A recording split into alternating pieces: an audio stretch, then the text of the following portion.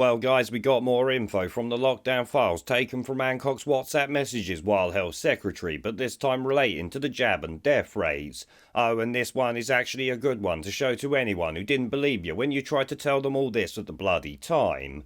Here you can see the headline, COVID not deadly enough to fast-track vaccines, Chris Whitty advised ministers. Chief Medical Officer gave opinion in February 2020 after Dominic Cummings mentioned Israel was planning to inoculate population.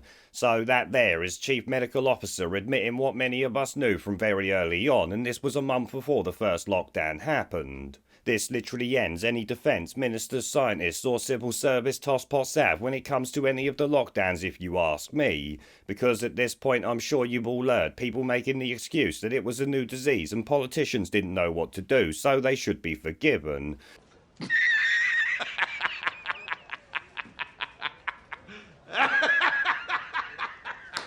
Well, them texts there proved that to be complete crap, though forgiveness from me was never on the cards anyway. I mean, if we can say that it's not deadly enough to rush out a jab, then surely it's not deadly enough to lock down a whole country, destroy lives and livelihoods, or spend 400 billion on the insanity. So when did the nut take over the nut house? Now, this to some might look like yet more heat on Matt Hancock, but if you ask me, it actually puts Chris Whitty and Patrick Vallance on par, because remember, they're meant to be impartial scientists. So, if the chief medical officer knew it wasn't deadly enough to rush vaccines, then why did he not only help further the insanity, but oftentimes lead the PR on it with Johnson and Vallance? Oh, and here you actually see the evidence for what they're saying here. The highest mortality rate for COVID in England was recorded in April 2020, when 626 people per 100,000 were dying of COVID, or 0.6%.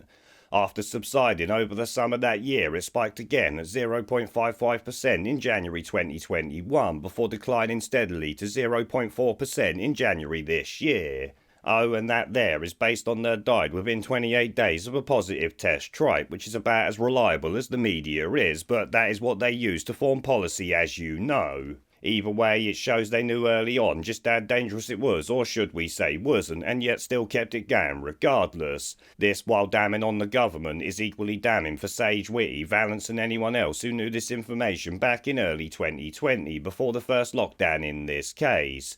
It also brings into question the jab rollout for age groups that just kept getting younger, despite them being at no risk, according to Whitty himself.